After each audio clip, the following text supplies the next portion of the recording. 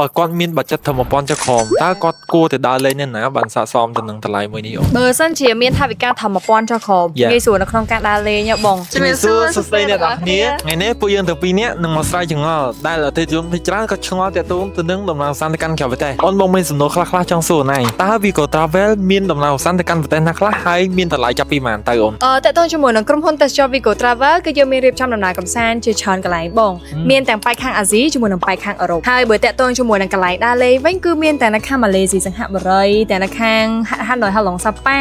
ឬក៏បើសិនជាបងចង់អញ្ជើញទៅឆ្ងាយជាងហ្នឹងទៀតយើងមានទៅប៉ែកខាងចក្រភពអង់គ្លេសទៅខាងសហភាពអឺរ៉ុបកាណាដាញូហ្សេឡង់អីក៏មានដែរនិយាយទៅច្រើនមែនតើហើយបើសួរថាតើតើជាមួយនឹងតម្លៃសម្រាប់តម្លៃគឺទៅលើទិសដៅជាមួយនឹងរយៈពេលដែលអតិថិជនគាត់ចង់បានទេបងចាចុះបើសិនជាបាត់ចិត្តគាត់មានទំសំល្មមណាអូនតើគាត់គួរតែយកកញ្ចប់មួយណាដែលស័ក្តិសមទៅនឹងតម្លៃរបស់គាត់បើសិនជាក្នុងករណីថាសម្រាប់អតិថិជនគាត់មានថវិកាត្រឹមខ្ទង់400ទៅ500ឬក៏សម្រាប់អ្នកដែលគាត់ចង់សាក់លបងជាមួយនឹងសេវាកម្មរបស់ខាងក្រុមហ៊ុនទេសចរ Vigo Travel ផ្ទាល់ហ្មងគាត់អាចជ្រើសរើសយកកញ្ចប់ដំណើរកម្សាន្តទៅប៉ែកខាងម៉ាឡេស៊ីសិង្ហបុរីឬក៏ទៅប៉ែកខាងដាណាងហួយអានក៏បានឬក៏មួយទៀតទៅប៉ែកខាងចិនទៅខាងឆុងឈីងដោយសារតែទិសដៅដំណើរកម្សាន្តទាំងអស់ហ្នឹងគឺមានរយៈពេលចាប់ពី4ថ្ងៃទៅ5ថ្ងៃទេបងចាហើយសម្រាប់តម្លៃក៏សមរម្យដែរចុះបើគាត់មានបច្ចិតធម្មព័ន្ធចក្រមតើគាត់គួរតែដើរលេងនៅណាបានស័ក្តិសមទៅនឹងតម្លៃមួយនេះអូនបើសិនជាមានថវិកាធម្មព័ន្ធចក្រមងាយស្រួលនៅក្នុងការដើរលេងបងនិយាយទៅតាម vibe របស់គាត់ទេបើសិនជាគាត់ឆ្លាញ់ vibe ធម្មជាតិយើងមានទិសដៅដូចជានៅខាងគួយលីងណានីងយ៉ាងសួរហើយជាមួយនឹងនៅប៉ែកខាងឆាងសាចាងជាក៏សប្បាយដូចគ្នាតែបើសម្រាប់អ្នកដែលគាត់មានធម្មព័ន្ធឡើងលើគាត់អាចជ្រើសរើសយកដំណើរកម្សាន្តទៅប៉ែកខាងសៀនចាងប្រទេសចិនក៏បានដែរបងដោយសារតែនៅខាងសៀនចាងរដូវកាលបៃតងគឺចាប់ពីខែ6 7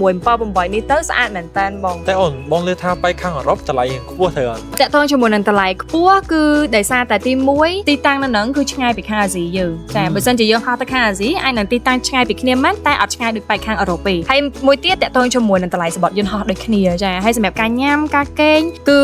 ការរៀបចំនៅប៉ែកខាងអឺរ៉ុបខុសគ្នាជាមួយនឹងប៉ែកខាងអាស៊ីឆ្ងាយហើយបើសិនជាបងចង់ទៅលេងខាងអឺរ៉ុបតើបងគួរទៅធៀមកញ្ចប់ថវិកាប៉ុន្មានដើម្បីទៅលេងបានអត់បើសិនជាអ្នកដែលមានកម្រងចង់ទៅដើរលេងប៉ែកខាងអឺរ៉ុបថវិកាដែលគាត់ត្រូវមានហ្មងអាចត្រឹមខ្ទង់ពី$3000ទៅ